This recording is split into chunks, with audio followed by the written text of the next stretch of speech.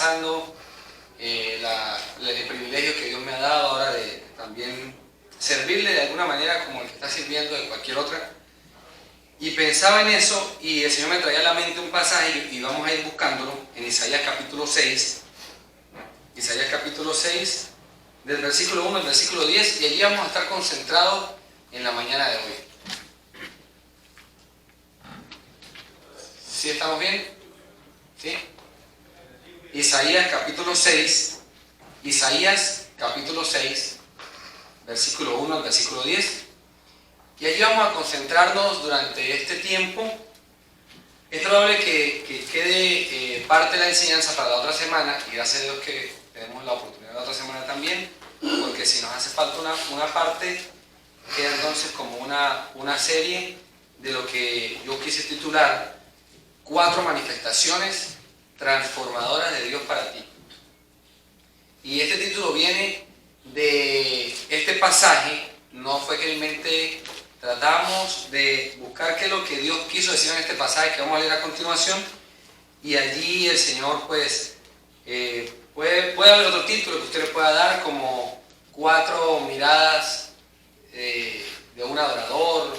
Hay varios títulos que pueden salir de allí, pero son 4 cosas que Dios quiere mostrarle a usted, y que esas 4 cosas van a transformar su vida, van a cambiar su vida, y si ya su vida ha sido cambiada por el Señor, la va a llevar, como dice la Biblia, de gloria en gloria. Va a mejorar su vida, y es lo que Dios hizo exactamente con Isaías. Él no era una persona que no creía en Dios, él creía en Dios. Él no era un perdido que no creía en Dios, él era un judío creyente en Dios, pero Dios purificó su vida para entonces luego transformarla y usarla más adelante. Y eso es exactamente lo que Dios quisiera hacer hoy. Señor, te agradecemos este día por tu palabra, te agradecemos que nos das la oportunidad de estar aquí, Señor.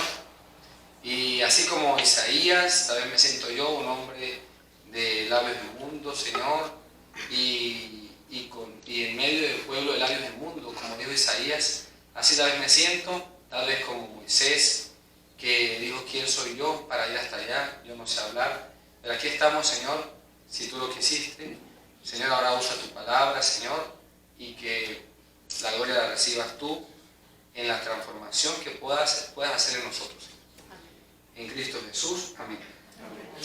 Bien, vamos a leer detenidamente este pasaje. Isaías capítulo 6, versículo 1 al 10 dice que en el año que murió el rey Usías, vi yo al Señor sentado sobre un trono alto y sublime, y sus faldas llenaban el templo.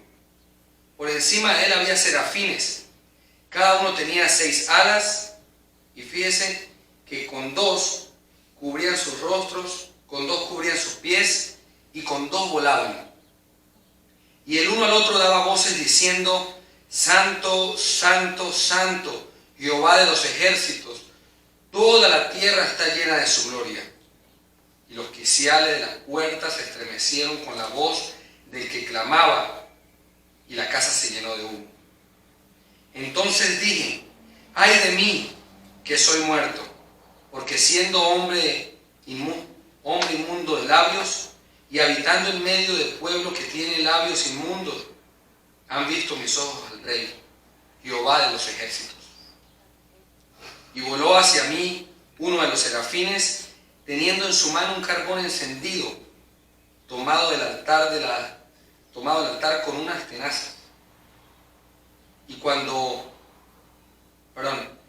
tocando con él sobre mi boca, dijo: he aquí que esto tocó tus labios, y es quitada tu culpa y limpio tu pecado. Después oí la voz del Señor que decía: ¿a quién enviaré? ¿Y quién irá por nosotros? Entonces respondí yo: heme aquí, envíame a mí. Y dijo: anda, di a este pueblo, oíd bien y no entendáis, ved por cierto, mas no comprendáis. Engrosad el corazón de este pueblo, y agrava sus oídos, y ciega sus ojos, para que no vean con sus ojos, ni oigan con sus oídos, ni su corazón entienda, ni se conviertan, y haya para él sanidad. Un pasaje extraordinario que revela 4 cosas Dios a este hombre, a Isaías. Y fíjese que cuando el pasaje comienza, dice que en el año que murió el rey Uzías, y muchos han descrito que Dios reveló su gloria y reveló estas cosas a Isaías en medio de una situación difícil porque el rey había muerto. Y el rey Uzías fue uno de los reyes que más duró gobernando Israel, lo que es la parte de Judá, Jerusalén, parte norte. Y él duró 54 años gobernando Israel. Bueno, esta parte de Israel, la parte norte que es Judá y la tribu de Judá y estaba situado en Jerusalén. Pero lo curioso es que el rey, como tal, él sí murió, pero la crisis no vino por la muerte del rey. La crisis que vino por causa del rey antes de su muerte. Y me pareció súper interesante que cuando usted lee la historia de este rey, Uzías, usted se da cuenta que él empezó su camino bien. A los 16 años comenzó a reinar. Y él empezó bien, igual que su padre, porque su padre fue un hombre que hizo lo bueno delante de los ojos de Dios. Y él comenzó a reinar bien, y fue tan bien, que caminó tan bien a los ojos de Dios, que Dios lo bendijo. Dice la Biblia textualmente que Dios le ayudó en todas las guerras que él iba, él ganaba, él y su ejército.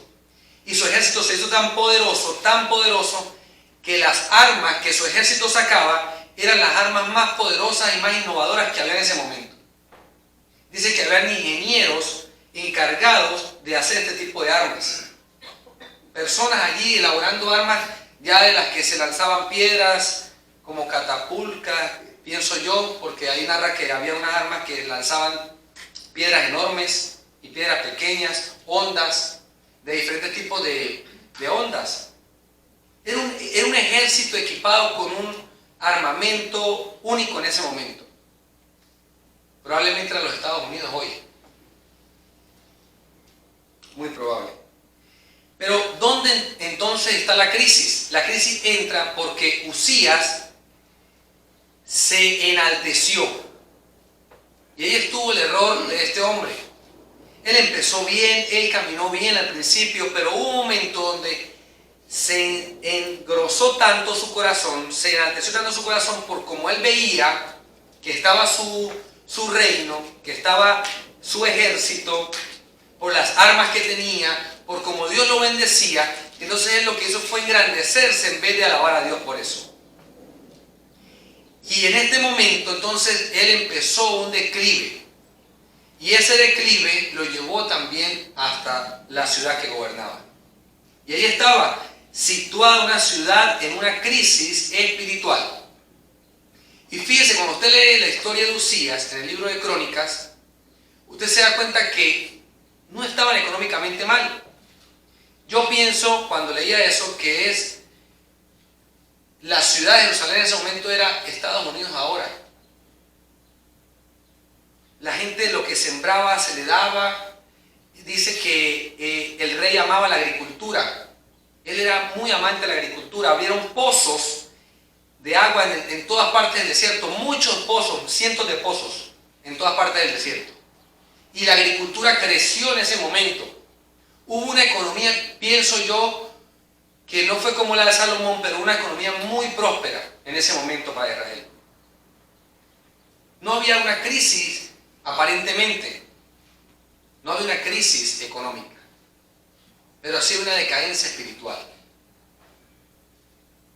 Y ese es el punto central de lo que está iniciando Isaías cuando dice que en el año que murió el rey Uzías, en ese tiempo, está describiendo un tiempo de crisis espiritual, donde la gente, si usted lee el capítulo 5, usted se da cuenta que la gente estaba cambiando lo bueno por lo malo. A lo malo le llamaban bueno y a lo bueno llamaban malo. Lo que vemos hoy día. Hoy día, si usted quiere llamar a algo que es pecado, dice, no, eso es una ofensa, está siendo malo. Eso se acusa. Por ejemplo, el capítulo 5 versículo 8, voy a dar un repaso solamente de esto. El capítulo 5, versículo 8, revela la avaricia de un pueblo. Ellos tenían casas formidables, dice que las casas estaban maravillosas. Edificaron casas y casas y casas y casas y casas, porque la economía estaba muy bien. Y eso aparentemente no hace daño, pero lo que en su corazón se estaba delatando era la avaricia. Ellos tenían avaricia en su corazón. Veamos rápidamente el versículo 8 hasta el versículo 10 del capítulo 5. Dice, hay de los que juntan casa a casa y añaden heredad a heredad hasta ocuparlo todo. ¿Se dan cuenta? Hay de ellos, es decir, están haciendo mal ellos. Y si usted lee el versículo 11, luego hay otro ay. Dice, hay de los que se levantan de mañana para seguir la embriaguez, que están hasta la noche, hasta que el vino los enciende. Hay otro valle. Está describiendo cuál es la condición precaria, la condición caótica que está viviendo Israel en ese momento. Tienen mucho dinero porque hacen casas, juntan herencias, compran ranchos, compran fincas, compran casas, las adornan, las maquillan. Tienen mucho dinero. Sí, pero tienen un corazón avaricioso. Luego dice, contra los que se emborrachan. Habla de que como hay dinero, tienen también dinero de sobra para tomar aparte del mercado que llevan para la casa. Entonces también son borrachos. Luego, si usted sigue, para no ser tan largo y empezar con el punto número 1, estamos introduciendo, el versículo 18 habla de otro pecado que domina al pueblo en este momento. Dice, hay de los que traen iniquidad con cuerda de vanidad y el pecado como coyunta de carreta. Es decir, están tan cargados de pecado que no pueden traerlos ellos solos con su propio cuerpo. Tienen que usar carretas y bueyes. Así serán los pecados que ellos cargaban. Hay de estos que están llenos de pecado, que han multiplicado el pecado. Y fíjense, dice el versículo 19, los cuales dicen, venga ya, apresúrese su obra, y veamos, acérquese, y venga el consejo del Santo de Israel, para que lo sepamos. Ellos se estaban burlando de Dios. Apresúrese, vamos a escuchar. Ellos decían esto, vamos a escuchar lo que Dios dice, pero en forma de burla. No sé si usted hoy día ha escuchado gente que no solamente se burla de ti como cristiano, sino que también dice, bueno, ahora vamos a ver qué es lo que dice el evangélico. O bueno, vamos a ver qué es lo que va a decir Dios, que el mundo se va a acabar. Eso tienen diciéndolo muchos años. Que Cristo viene, y se mofan de que Cristo viene. Que Cristo viene, bueno, eso están diciendo desde hace 2000 años y no lo he visto todavía. Y la gente se burla, vamos, ¿dónde es que está Cristo? ¿Cuándo es que viene? Dice la gente. Y esa es esta especie de burla que está haciendo también el pueblo de Israel ahora. Hay otro ay, que se encuentra en el versículo 20, dice, hay de los que a lo malo dicen bueno y a lo bueno malo, que hacen de la luz tinieblas y de las tinieblas luz, que ponen lo amargo por lo dulce y lo dulce por lo amargo. Esta es la condición de Israel ahora. Cuando él se encuentra con este Dios que se manifiesta a él está en esta condición, su pueblo está en esta condición. Por eso él dice más adelante, ay de mí que soy muerto, pues soy hombre de labios inmundos y que habito en medio del pueblo de labios inmundos. Tenía razón en lo que decía. Estamos poniendo en contexto solamente para dar entrada a lo que son estas manifestaciones que Dios le dio a Isaías. Son unas manifestaciones que iban a transformar su vida, su corazón desde adentro hacia afuera iba a ser transformado. Y fíjese usted, ya vimos entonces la condición, el estado de Israel en ese momento cuando Dios se revela, cuando Dios se manifiesta a Isaías. Vamos a proseguir entonces, capítulo 6, versículo 1 dice entonces que en el año que murió el rey Usías, ya sabemos más o menos de cuándo fue, eso fue aproximadamente, si hablamos de años como tal, fue en el 740 a.C. Dice que en ese tiempo, él vio al Señor. Ahora, ¿cómo es que Isaías, estando en la tierra, ve al Señor? Eso no es otra cosa que una manifestación. Más adelante Isaías va a narrar que él estaba en el templo, y lo vamos a ver más adelante. Él estaba probablemente en el templo orando, y Dios se manifiesta. Por eso es que él ve al Señor. Él ve la gloria celestial, porque hubo una manifestación. Entonces, en primer lugar, de esas 4 manifestaciones transformadoras de Dios para ti, para mí, y que también lo fueron para Isaías, vamos a ver que Dios se manifestó a sí mismo. Esa es la primera manifestación. Dios se manifestó a sí mismo.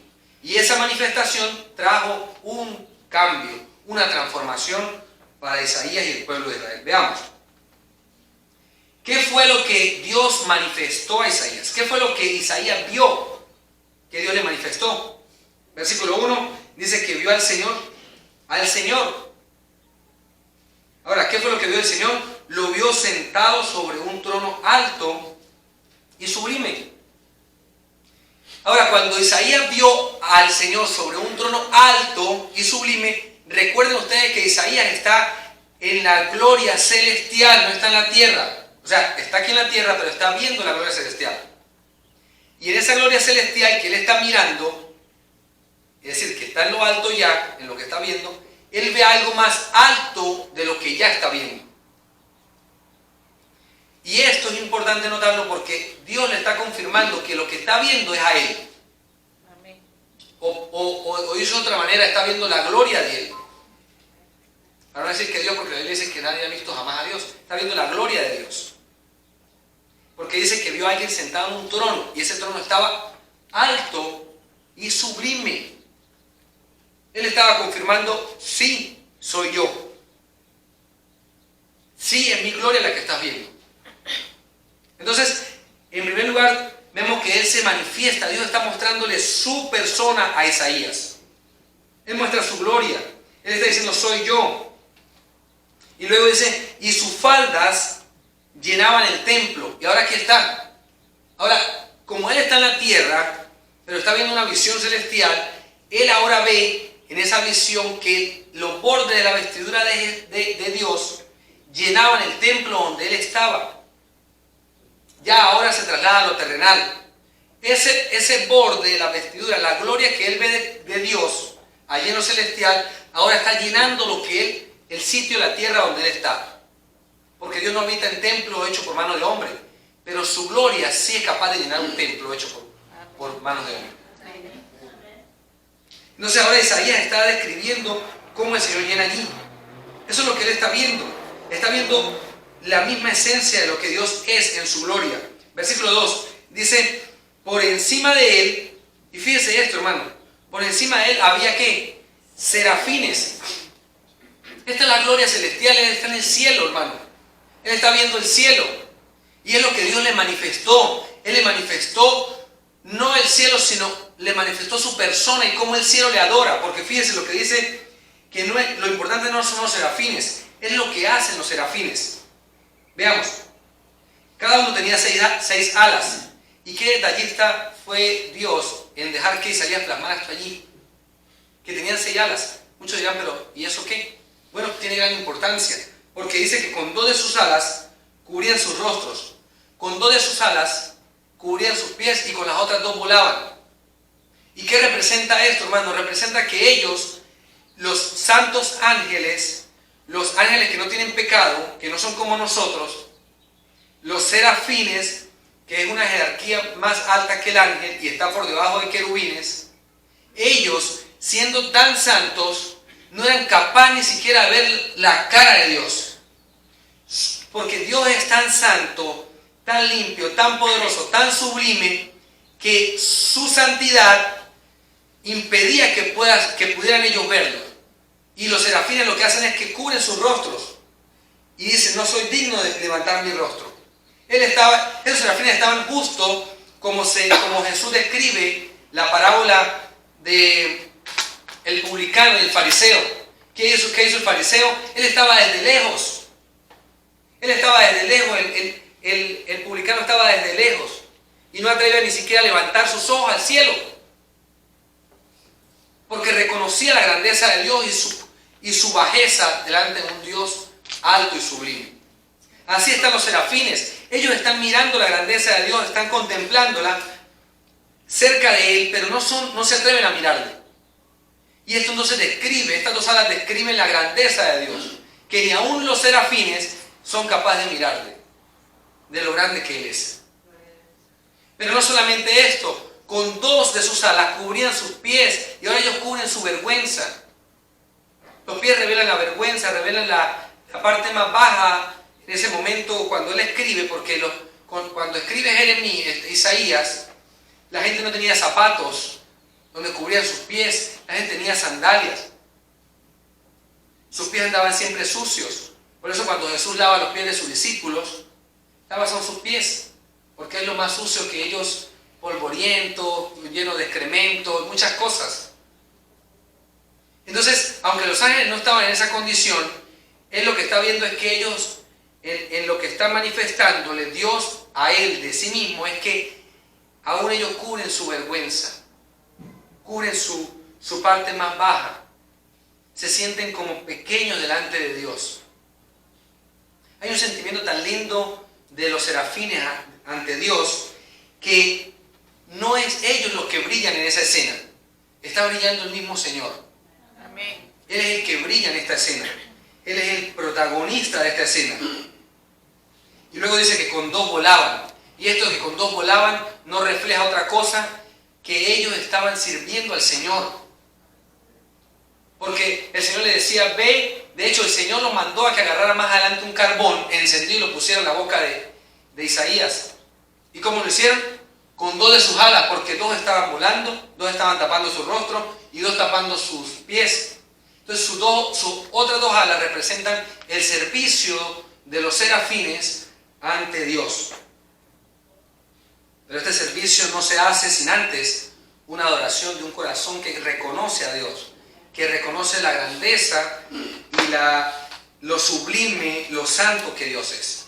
Y si usted ve más adelante ahora, a continuación, versículo 3, dice que el uno al otro daba voces diciendo, y yo quiero recalcar que la palabra daba voces es un verbo que está en una acción continua. Da la idea de que no solamente dijeron santo, santo, santo y se quedó allí, es que ellos decían santo, santo, santo. Era uno al otro. Ellos tal vez estaban comunicándose entre ellos, un serafín con otro serafín. Y esta escena la vio Isaías. Isaías vio como un serafín le decía al otro, santo, santo, santo, es el Señor Jehová de los ejércitos. Y el otro respondía, sí, santo, santo, santo, es el Señor Jehová de los ejércitos. Y no solamente que se dijeron uno al otro, sino que esto era una constante repetición. Hubo un canto angelical en el cielo percibido por Isaías. Y este canto no refleja otra cosa, no lo lindo que canta, no lo bonito que se expresa, refleja lo magnífico que para los serafines es el Señor. Es como cuando tú dices, wow, pero qué carro tan bonito te compraste, pero qué carro tan bonito, y tú te vas a tu casa y dices, qué carro tan lindo tiene la hermana o el hermano. Y no para de decir, porque te ha asombrado tanto ese carro, que no para de asombrarte y mencionar lo que viste. Y así están los serafines, pero el ejemplo mío se quedó, yo creo que muy chiquito. Ellos se dicen, pero santo, santo, santo. Y era un canto sin cesar, porque él daba voces, está en acción continua, que no paraban de decirlo. Y no demuestra otra cosa que la grandeza de la santidad de Dios. Amén. Eso es lo que ellos están haciendo ver. Dios le está mostrando a Isaías que Él es santo, santo, santo.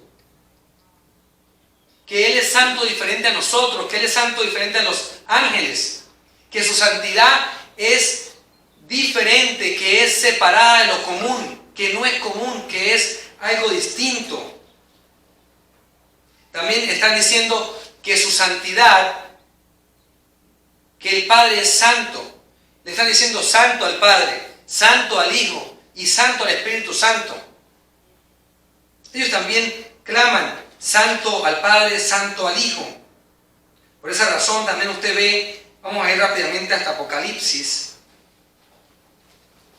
capítulo 4,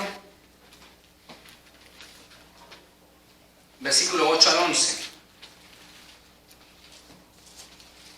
Y vemos también parte de esta oración celestial que también no solamente la vio aquí Isaías, sino también Juan la vio más adelante. Apocalipsis capítulo 4, versículo 8 al 11.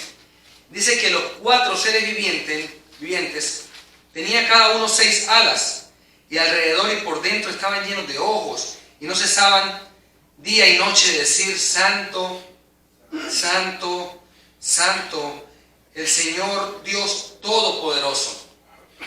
Ellos tampoco cesaban, era algo que era constante. Así era de impresionante su presencia. Y luego dice: el que era, el que es y el que ha de venir, mostrando la santa Trinidad del Señor. Mostrando que está santo el Padre, la persona del Padre, santo la persona del Hijo.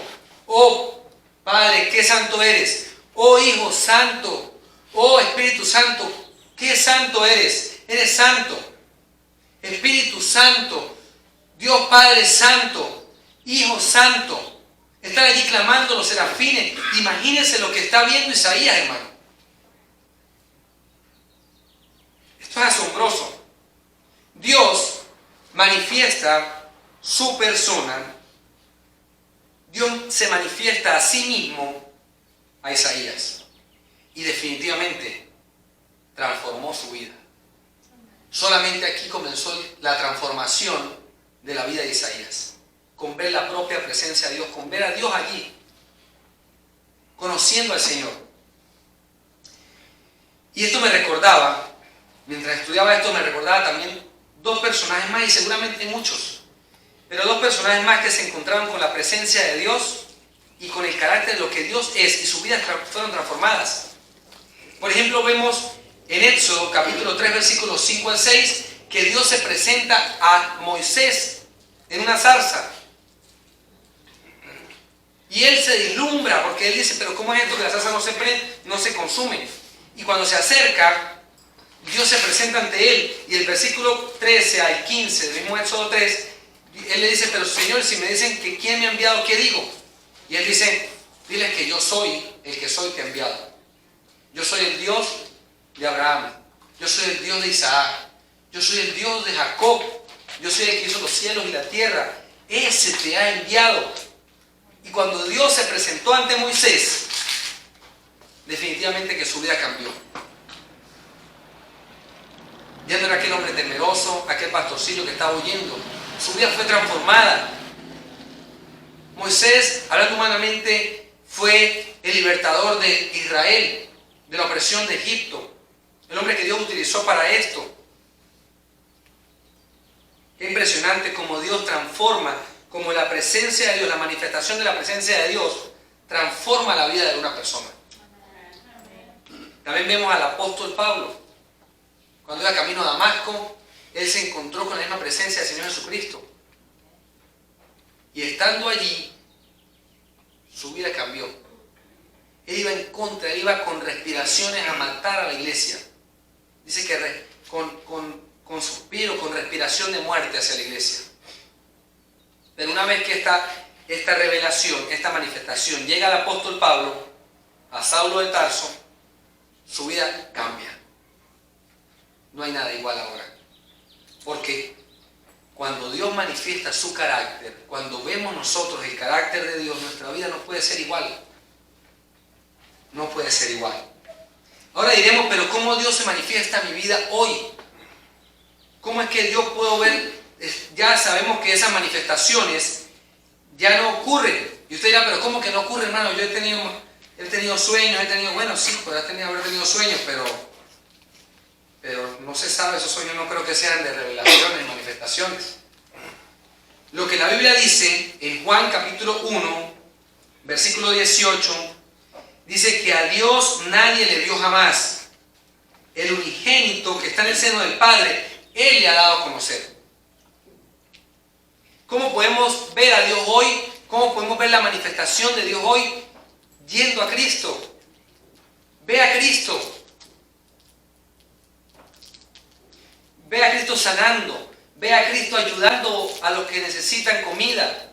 Ve a Cristo levantando a los muertos. Ve a Cristo ayudando a un hombre apretado en una boda que se le acabó el vino. Ve a Cristo siendo generoso. Ve a Cristo tratando con misericordia a una adúltera y perdonándola y limpiándola. Ve a Cristo mientras camina y cuando sus discípulos estaban frustrados porque no había economía, porque la situación estaba difícil, porque toda la noche pasaron pescando y no agarraron ni un pez. Ve a Cristo proveyendo en medio de la necesidad. Ve a Cristo. Él es la manifestación del Dios vivo. ¿Quieres ver a Dios? No tienes que tener un sueño, una revelación. Ve a Cristo. Míralo. Ve a Cristo muriendo sin reprochar. Ve a Cristo muriendo sin rehusarse a ser crucificado. Ve a Cristo callando cuando lo ultrajan, cuando lo blasfeman. Ve a Cristo. Él es la imagen del Dios invisible. Cristo es la imagen del Dios invisible. Hebreos capítulo 1, versículo 3. Versículo 1 al 3. Describe también que ya no hay más revelaciones de esa manera. ¿Cómo es que Dios se manifiesta hoy? Hebreos capítulo 1, versículo 1 al 3. Dios, habiendo hablado muchas veces y de muchas maneras, en otro tiempo a los padres por los profetas, en estos postreros días, nos ha hablado por su Hijo, a quien constituyó heredero de todo y por quien asimismo hizo el universo, el cual, siendo el resplandor de su gloria y la imagen misma de su sustancia, y quien sustenta todas las cosas con la palabra de su poder, habiendo efectuado la purificación de nuestros pecados por medio de sí mismo. Ya Dios habló en otro tiempo, versículo 1, en otro tiempo, de muchas maneras y muchas veces, a los padres por los profetas. Ahora, hoy, en estos postreros días, nos habla a través de su Hijo Jesucristo. Es así como Dios habla, como Dios se presenta hoy. No busque tener un sueño, no busque tener un éxtasis como el que tuvo Isaías. Mira a Cristo. Él es el resplandor de su gloria. Él es la misma imagen de su sustancia. Vayamos hacia Él.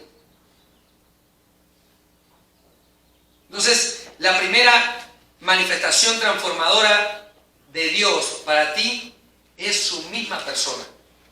Amén.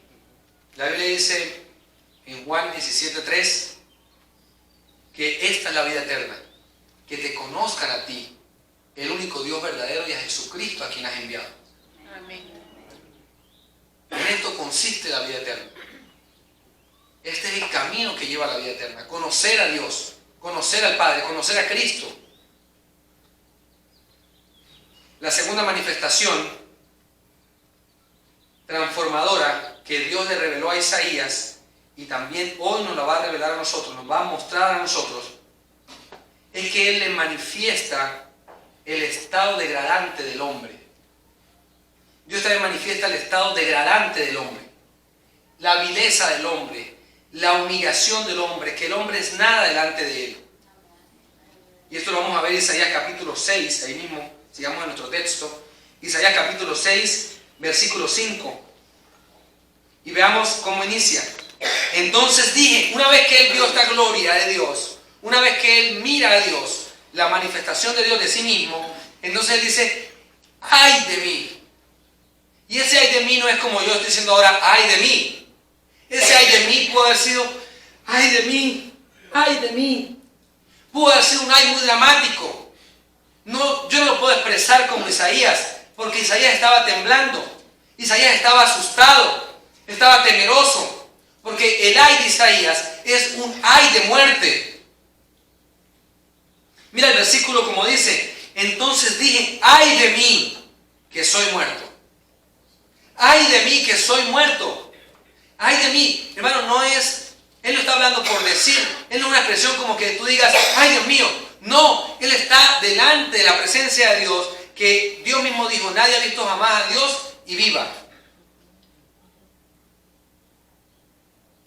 Cuando el pueblo de Israel pasó el Mar Rojo y luego Moisés sube al monte, el pueblo vio tal estruendo de la presencia de Dios en ese monte que dijo: yo no quiero ir allá, ve tú, Moisés.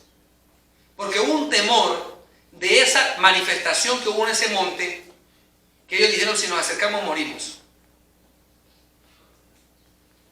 Y es exactamente lo que está sucediendo ahora. Ay de mí es: ay de mí que soy muerto, voy a morir.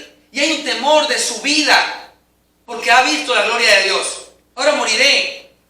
Ahora, ¿por qué él hace un drama como que va a morir? Y sí, de hecho, puede morir. ¿Y qué pasó allí? Yo quisiera, antes de entrar al tema me llamó la atención un comentario que hizo el pastor John MacArthur de la expresión ay de mí. Él dice que ese ay de mí es usado por los profetas y por Jesús para denunciar alguna maldad observada por los ojos penetrantes de Dios. Repito, esa expresión ay de mí es usada por los profetas y por Jesús para denunciar alguna maldad observada por los ojos penetrantes de Dios. Dios había observado una maldad en el corazón de Isaías. Y él lo sabía, aunque Dios no se lo dijo, sus ojos penetrantes lo manifestaban. Su presencia lo manifestaba. Su presencia lo puso por descubierto. Y así cuando nos acercamos a la presencia de Dios, estamos al descubierto. Esto soy yo. Esto es lo que hay en mí. Y no queda otra cosa que decir: ay de mí. Ay de mí. Ahí está. Ay de mí. Así es, hermanos. Este ay de mí trastorna el corazón. Es una trastornación del corazón de Isaías. Él está consternado porque va a morir. ¿Y por qué? Porque él dice, versículo 5, parte B, dice: porque siendo hombre inmundo de labios.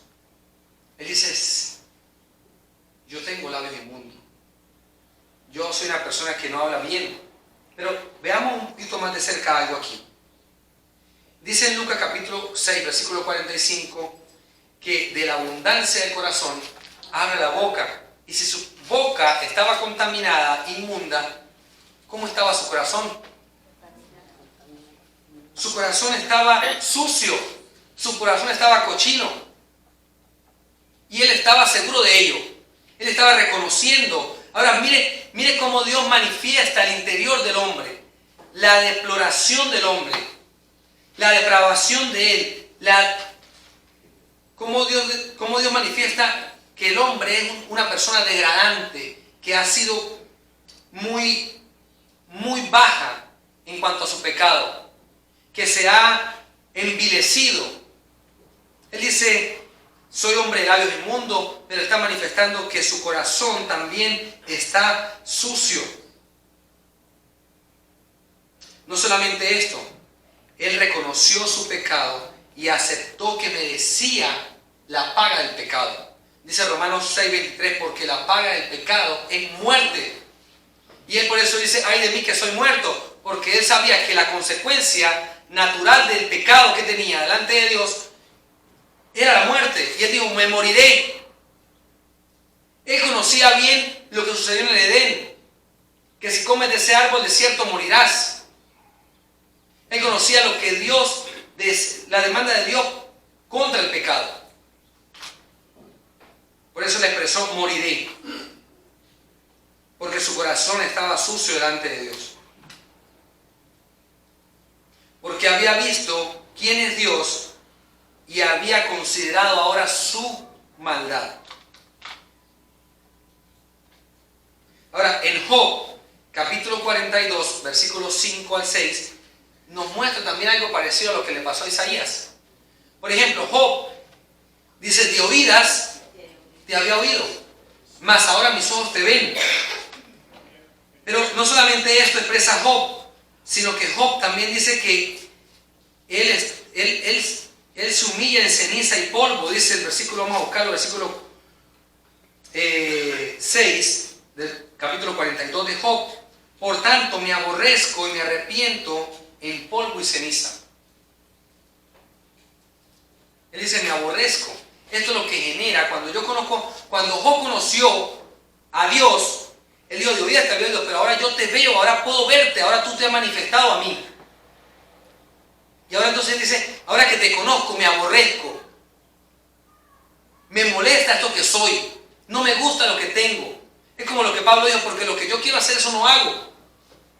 Y lo que no quiero, eso hago. Aborrezco, por tanto, este cuerpo. Eso es exactamente lo que está pasando ahí en la escena con Isaías.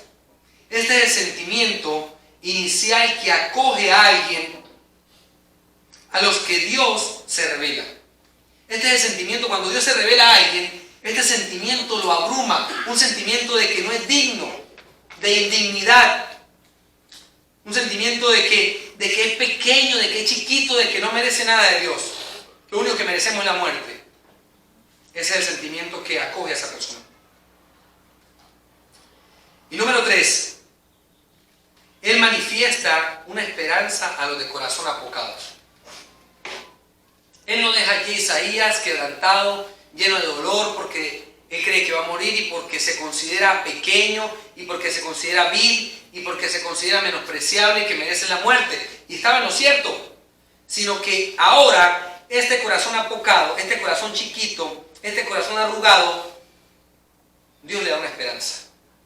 Y Dios manifiesta esta esperanza a Isaías, que es la tercera manifestación de Dios transformadora. Veamos versículo 6. Dice, y voló hacia mí uno de los serafines, teniendo en su mano un carbón encendido, tomado del altar con unas tenazas. Fíjense, no lo agarró él con su propia mano, porque podía quemarse. Era un carbón encendido. Y fíjense lo que dice el versículo 7. Y tocando con él sobre mi boca, dijo, he aquí que esto tocó tus labios, y es quitada tu culpa, y limpio tu pecado. Pero ¿por qué toca sus labios? Este carbón encendido. Porque él dijo, soy hombre de labios inmundos. Dios limpia el pecado que tú tienes, que puede ser diferente al mío. Todos tenemos pecados y diferentes pecados, diversidad de pecados. Pero Dios te limpia en particular del pecado que te puede dominar o que te está dominando. Él atiende a tu necesidad y atendió a la necesidad específica de Isaías. Él va a su boca y toca con este carbón en su boca. Ahora, algo importante que debemos notar es que Isaías estaba devastado antes de esto. Su condición era devastadora delante de Dios. Él se sintió mal. Él siente que tiene menos de lo suficiente para seguir con su vida. Él dice, no tengo lo necesario para seguir viviendo. Tengo menos de lo necesario. Él siente que tiene menos de lo suficiente para estar en pie ante la presencia del Dios vivo. Y en otras palabras, él se siente pobre de espíritu. ¿Sabe usted que la palabra pobre, como tal, significa tener menos de lo suficiente para vivir? Ahora Isaías se siente de esa manera. Isaías se siente con menos de lo suficiente para vivir la vida física. Se estaba sintiendo con menos de lo suficiente para estar delante de la presencia de Dios. Con menos de lo suficiente. Y pensemos, ¿será que esto es un sentimiento bueno o malo? Algunos dirán, ¿pero por qué se siente así? Hay que tener mente positiva. Estamos en el siglo XXI, el positivismo, siéntete bien, todos somos pecadores. ¿Quién no ha pecado? Hermano, esto podría llegar a ser una blasfema. Que alguien te diga, siéntete bien, pero es que todos pecamos, tranquilo. Acariciar el pecado, apaciguar el pecado, no es correcto. Está bien que te sientas mal por el pecado, está bien que te humilles por el pecado. Está bien que yo me humille por mi pecado, que yo me baje, que yo vea mi vileza. Eso es lo que Dios quiere para nosotros. Que nos apoquemos, que veamos la pobreza espiritual que tenemos. ¿Qué dice Mateo capítulo 5, versículo 3? Bienaventurados los pobres en espíritu. No los ricos en espíritu, los pobres, los que consideran que tienen un espíritu que no alcanza para llegar al cielo. porque en ellos es que Dios es glorificado. Vamos a buscar rápidamente Isaías capítulo 66, versículo 2. Isaías capítulo 66, versículo 2.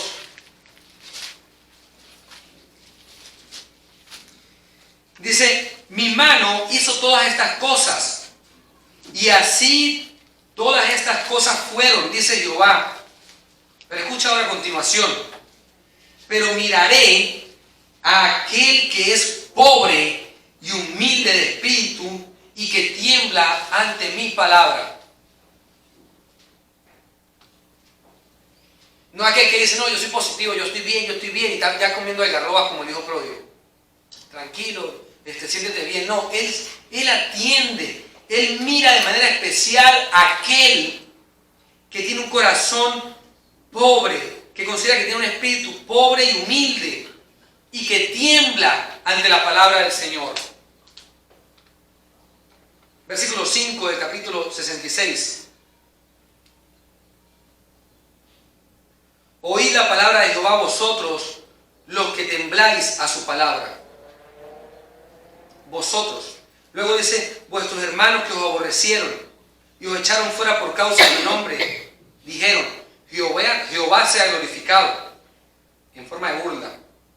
Pero Él se mostrará para alegría y ellos serán confundidos. Ahora, es importante notar cómo Isaías estaba así, apocado, chiquitico, tenía un corazón arrugado. Y Dios cumpliendo ahora su promesa de que Él iba a mirar, que Él iba a atender a aquel que tuviera un corazón apocado, un corazón pobre, un espíritu pobre que se sintiera de esa manera. Entonces Dios le iba a atender. Dios lo iba a abordar. Dios lo quería restaurar. Y yo quisiera leer otro texto más que está en Primera de Juan, capítulo 1, versículos 9 y 10. Dice que si confesamos nuestros pecados, Él es fiel y justo para perdonarnos y limpiarnos de toda maldad. Amén. Y luego el versículo dice, pero si decimos que no tenemos pecado, le hacemos a Él mentiroso y la verdad no está en nosotros. Eso revela a aquella persona que es rica en espíritu, que dice, yo estoy bien, yo no he hecho nada mal. En contraposición con aquella que dice, he pecado, y confiesa su pecado, y el Señor le limpia de toda maldad y le perdona. Una explicación también tan linda que vemos en la Biblia de esto es la historia de Zaqueo. La historia de Zaqueo, perdón. Vemos a Zaqueo que él es un hombre que recibe al Señor, se encuentra con el Señor y luego su corazón es transformado también. Pero antes de llegar a Zaqueo, quiero leerles la segunda parte de Isaías capítulo 7 que dice, he aquí, tomando con él sobre mi boca, dijo, he aquí, esto tocó tus labios. Ahora fíjese, el carbón encendido, ¿qué puede ocasionar en la boca de una persona? Quemadura. Una quemadura. ¿Y sabe usted cuál es la parte más sensible del ser humano? Los labios. Uno cuando toma algo caliente, pone la boca así, para que lo caliente no toque los labios, porque se quema si toca los labios. Si entra directo a la boca no te quemas, porque la lengua es capaz de soportar más la temperatura alta, pero los labios no. Si pones tus labios algo caliente te va a arder, te quema. Siente la sensibilidad muy, muy fuerte en los labios. Entonces, ¿por qué digo esto? Porque a través de ese carbón, figurativamente, allí en el texto, dice que eso ha tocado tus labios, es quitada tu culpa y limpio tu pecado. Es quitado el pecado de él a través de ese carbón, figurativamente allí. Y esto nos muestra algo importante, que ya vamos a ilustrar con Zaqueo. Que muchas veces el arrepentimiento o el proceso de limpiar el pecado, no hablar de perdonar, porque perdonar es que Dios te absuelve, Dios te declara inocente. Pero limpiar es que Dios te pule, te transforma. Y esa transformación va acompañada del arrepentimiento. Y ese arrepentimiento es muchas veces doloroso. Doloroso. Por ejemplo, Zaqueo, cuando se arrepintió, dice la historia en Lucas, capítulo 19, versículo 8 al 10, dice que Zaqueo le dijo al Señor que la mitad de sus bienes lo dará a los pobres y que al que le ha quitado le duplicará 4 veces más de lo que él le quitaron, de lo que él quitó. ¿Usted cree que es fácil llegar y decir, voy a sacar, ahora me arrepentí, ahora soy cristiano, voy a pagarle a lo que le debo? Yo no he visto todavía eso, muy común hoy día. Que un cristiano se arrepienta y empiece a pagar todo lo que ha hecho, lo que se ha robado en la vida. Este hombre sabía a quién había robado y dijo, le voy a devolver al que le robé. No lo mismo, sino lo cuadruplicaré. Y no solamente esto, la mitad de sus bienes dice que lo daría a los pobres. Esto es una manifestación del arrepentimiento genuino. Pero no solamente queda allí, yo quiero también mostrar la otra parte de la historia, lo duro que puede ser arrepentirse. O lo doloroso, no duro, lo doloroso que puede ser. La historia del joven rico refleja también la condición dolorosa del arrepentimiento que la gente hoy día no quiere pasar. El joven rico, cuando Jesús le dijo, vamos a buscar la cita, Mateo capítulo 19, versículo 20, Mateo 19, 20. Cuando Jesús le dice a él, anda, vende todo lo que tienes y dalo a los pobres y tú ven y sígueme, él no fue como Zaqueo, contento, no, él dice que se entristeció. La escritura dice que él se entristeció.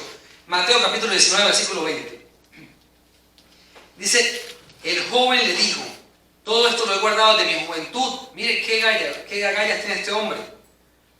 ¿Qué más me falta, Señor? Yo nunca he hecho nada malo. Yo soy un hombre rico, no solamente de dinero, sino también soy rico espiritualmente porque yo casi no peco. Yo me examino y yo no veo en qué me equivoqué. Y así somos muchos cristianos hoy día. Nos miramos y parece que no tenemos nada. ¿Y sabe qué refleja eso? Falta de mirar a Dios. Solamente eso.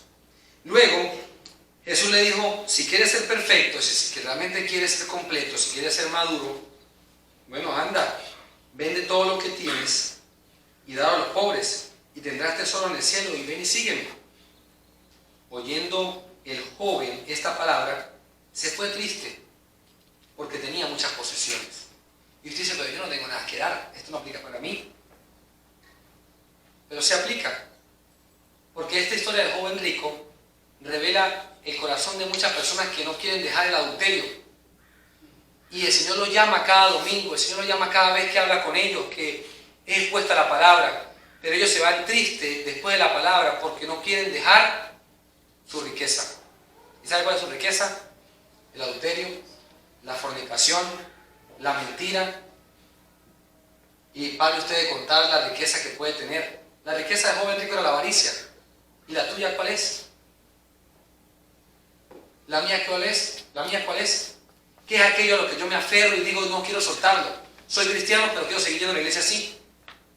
Y predican y me voy triste porque no soy capaz de soltarlo, porque digo no soy capaz, porque amo el adulterio.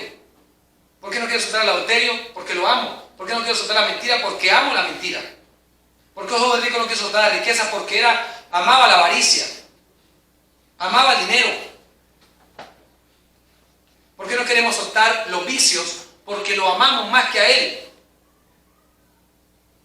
Y entonces se van tristes de la iglesia, porque no queremos soltarlo. ¿Ves lo doloroso que puede ser el arrepentimiento? Y yo voy a dejar hasta este punto, la otra semana desarrollo el cuarto. Pero antes, no quiero terminar esto sin decir una anécdota muy linda. Cuenta la historia que un excursionista se encontró con un que acostumbraba a cazar monos. Ellos acostumbraban a poner nueces dentro de botellas para que los monos bajasen y entonces empezaron a pelear con la botella, a agarrar la nuez. y el mono metía la mano dentro de la botella para agarrar la nuez por dentro y tomarla. Pero una vez que el mono quiere sacar la mano, como tiene la nuez en su mano, ya no puede sacarla porque no cabe. Ella cabe extendida y abierta la mano, pero la mano cerrada no cabe para sacarla. Entonces el mono metía la mano por la botella y a lo que agarraba la nuez quería sacarla, pero no podía. Y entonces batallaba con su nuez porque no podía sacarla y con la botella. Y mientras él batallaba, entonces el cazador o el excursionista cazaba al mono para venderlo o lo mataban. Y entonces el mono insistía en agarrar la nuez y no quería soltarla. Y así estamos a veces nosotros con el pecado. Queremos meter la mano de manera muy escurridiza, pero no queremos irnos sin él. Queremos estar libres, pero no queremos estar libres sin la nuez. Queremos seguir a Cristo, pero queremos seguirlo con la nuez. Queremos avanzar y llegar a la vida eterna, pero no queremos llegar a esa vida sin la nuez. Queremos la nuez. Suelta la nuez porque te van a cazar. Suelta la nuez porque morirás. Suelta el pecado porque el pecado te matará. Suelta el pecado porque la puerta es estrecha y el camino es angosto, el que lleva a la vida eterna. Amén. Y es tan estrecha que solo podrás entrar tú, tu pecado no entra allí. Suelta la nuez para que puedas ser libre. Suéltala. Mira a Cristo, contempla a Dios para que Él te liberte. Contémplalo a Él, contempla tu condición. Ponte chiquito delante de Él, escurre tu corazón ante Él. Siéntete como se sintió Isaías. Y ve al Señor y dile: Señor, aquí estoy. Soy un hombre de labios inmundos. Soy un hombre con un corazón corrompido. Soy una mujer que piensa mal. Soy un hombre que hace lo malo, que maltrata a su esposa, que maltrata a su esposo, que le hace mal al prójimo, o que hace aquello, o que no le hace bien a sus hijos, o que se hace daño a sí mismo. Dile: Señor, aquí estoy. Y es un buen momento, un momento lindo para que tú te pongas a cuenta con Dios, y yo también, hermano. Porque sin esto no podremos ser transformados. Señor, te agradecemos por tu palabra. Y queremos pedirte que tú nos ayudes. Señor, queremos encontrarnos contigo, pero no como Isaías, porque ya tú te has revelado hoy a través de tu Hijo Jesucristo. Queremos encontrarnos contigo, Señor, con tu palabra. Señor, y que ahora que nos hemos encontrado, que veamos nuestra vileza, nuestra bajeza, nuestra pequeñez delante de ti. Señor, somos pecadores. No solamente tenemos labios inmundos, tenemos un corazón que a veces se inclina a lo malo, Señor. Que piensa cosas malas, que a veces desea cosas malas. Un corazón avaricioso que no se conforma con lo que ya tiene. Queremos cada día más y más. Queremos enriquecernos muchas veces. Queremos a veces, Señor, tenemos tantos sueños, tantos planes, y en todos esos planes que tenemos no tenemos un plan para ti. No estás tú en los planes que tenemos, porque estamos tan orgullosos y tan engreídos con nuestro yo, con el yo propio, que nos hemos engrosado, Señor, nos hemos encargado de desviarnos, queriendo hacer lo bueno. Creemos que venimos a la iglesia y que así calmamos un poco nuestra condición mala, pero va más allá de venir a la iglesia, Señor. Es que tú quieras atender a nuestro corazón. Señor, y que no importa lo difícil que sea, danos la fortaleza de soltar lo que hay que soltar, Señor. Señor, que no muramos con la nuez en la mano. Que no sigamos esclavos como ese pobre mono que estaba esclavo allí tratando de sacar y nunca podría, solo porque no quería soltar su nuez.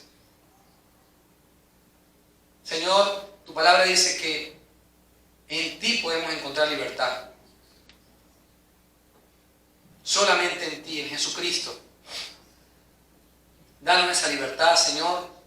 Danos la oportunidad, Señor, de arrepentirnos de nuestros pecados Y no es otra cosa que dejarlos, es soltarlos. En el nombre de Jesús, prepara también nuestros corazones, no solamente para oír hoy y escuchar, sino también para practicarlo en nuestras casas, Señor. Que esta palabra pueda ser mella en nuestra vida cada día, que pueda ser una palabra que transforme nuestros corazones, que transforme mi mente, que transforme mi vida, Señor. Que cada día yo pueda acercarme a tu presencia para que ella me muestre quién soy yo. Para que ella me muestre quién soy yo. Para que en tu presencia tú me muestres quién eres tú, Señor. Y entonces mi vida pueda ser transformada. En el nombre de Jesús.